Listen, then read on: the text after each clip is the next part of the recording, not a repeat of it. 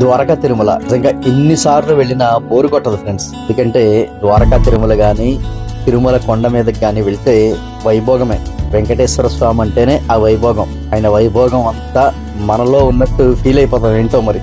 ఎందుకంటే శివాలయానికి వెళ్తే వైరాగ్యం, వెంకటేశ్వర స్వామి దగ్గరికి వస్తే వైభోగం. మన మనసు వైరాగ్యాన్ని తీసుకోదు కానీ వైభోగాన్ని మాత్రం ముందుగానే తీసుకుంటుంది. కానీ అదో రకమైన ప్రశాంతత, చాలా అద్భుతం. ఎందుకంటే మాకు అందుబాటులో ఉన్నది ఏది అంటే మన ఏలూరు నుంచి ద్వారకా తిరుమలలో వెళ్ళడం అనేది సంవత్సరంలో 2-3 సార్లు యాదాలాపంగా జరిగిపోద్ది.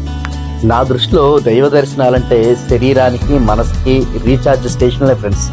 ఇప్పుడు మన ఈవీ వెహికల్స్ ఎలా రీఛార్జ్ చేసుకుంటున్నామో మన శరీరాన్ని మనసుని రీఛార్జ్ చేసుకోవాలంటే ఏ దైవాన్ని అయితే నమ్ముకుంటారో వాళ్ళ దర్శనాలు చేసుకుంటే మనసు తేలిగ్గా, శరీరానికి హాయిగా ఉంటుంది ఫ్రెండ్స్.